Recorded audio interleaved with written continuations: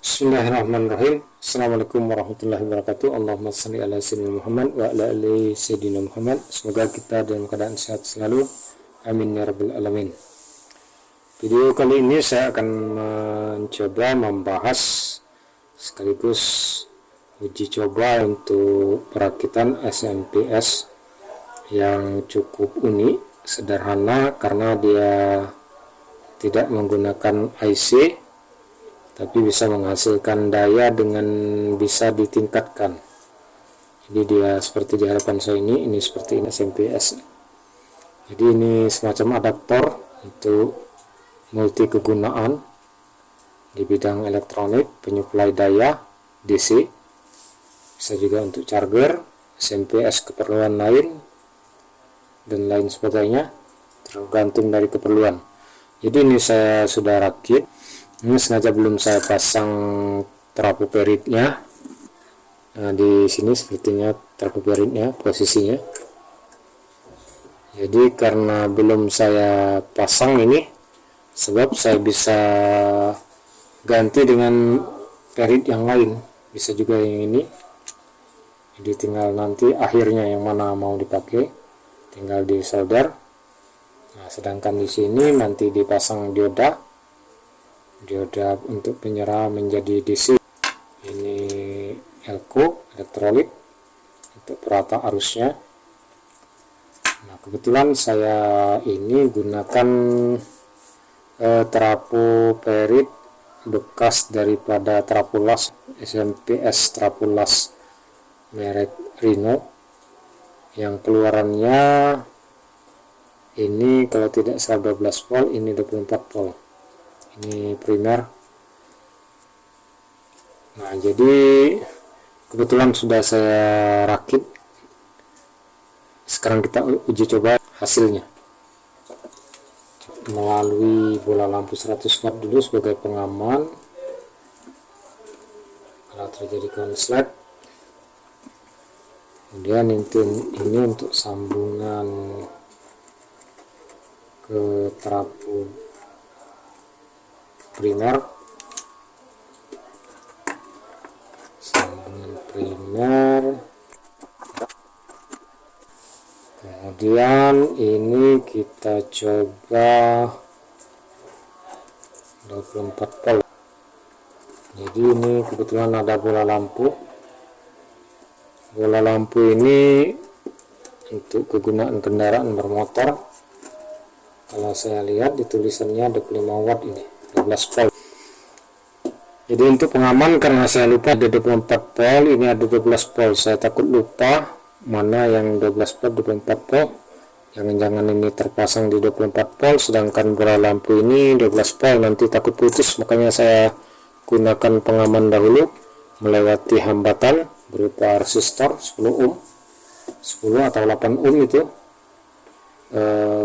Kurang lebih ukurannya 20 watt itu. Oke, kita coba dahulu. Bismillahirrahmanirrahim. Nah, betul, ini berarti 24 volt, makanya dia nyala redup. Kalau di 12 volt dia tidak menyala sama sekali karena melewati hambatan resistor itu. Jadi kita coba yang 12 volt. Ini 12 volt.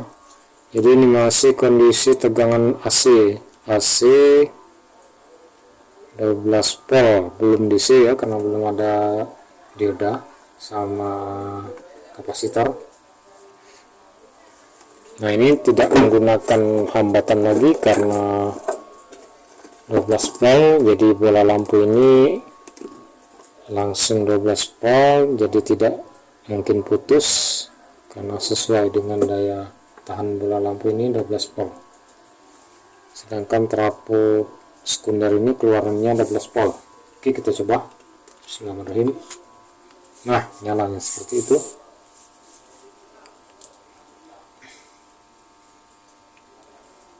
Kita coba kurang lebih beberapa menit. Kita lihat reaksi daripada transistornya ini, apakah ada dampak hangat. Jika dalam hitungan beberapa menit dia hangat, artinya rangkaian ini kurang bagus, diberi beban sedikit sudah hangat. Kita coba beberapa menit lagi, kita lihat reaksinya. Oke, lumayan. Oke, kita matikan dahulu, kita tes transistornya. Ternyata tidak hangat pun tidak, jadi dia biasa saja suhunya. Nah, disinilah istimewanya rangkaian ini.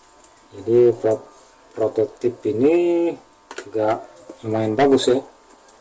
Jadi pertama dia tidak menggunakan IC, tidak ribet, sedikit komponen, tapi hasil bisa diatur untuk pengeluaran watt. Nah, disinilah istimewanya komponen sedikit tanpa IC, untuk wattnya bisa diatur. Oke, kita bahas tentang skema. Nah, kurang lebih seperti inilah skemanya. Jadi ini bagi para penggemar elektronik ini sudah bisa memahami. Jadi ini masuk 220 volt AC, ini dioda bridge, jadi dia bisa digunakan IN4007 atau juga tipe lain bisa digunakan seperti FR 2002 atau 2007. Nah, kemudian kita terus ke ini trafo osilator. Jadi trafo osilator ini dia bentuk toroid atau bundar dengan ukuran diameternya 10 mm. Nah, gulungan osilator untuk transistor 1 ini menggunakan 4 lilit, kemudian yang untuk transistor kedua saya gunakan 4 lilit, kemudian untuk penghasil tegangan utamanya 1 lilit, jadi 441. Ukuran kawatnya saya lupa, perkiraan saya kurang lebih 0,3 kemungkinan 0,3 mili atau 0,3 mili, kecil ya. Tidak ada batasan sebenarnya ini, hanya saja kalau mau diukur pakai alat ukur apa itu saya lupa, induktansi, dia kurang lebih 11. Kalau 4 lilit ini 0,11 mikrohenry. Nah, kemudian kita lanjut dengan rangkaian startnya ini. Ini kalau tidak ada rangkaian start ini tidak bekerja ini osilatornya ini.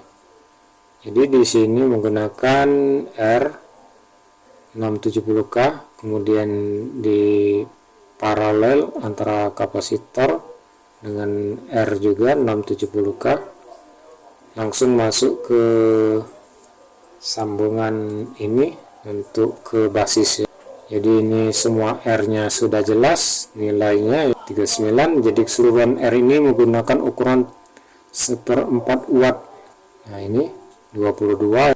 Kemudian transistor 1 ini sama 2 ini dengan tipe yang sama. Jadi ini rangkaian ini full bridge untuk meningkatkan dayanya, jadi gunakan full bridge.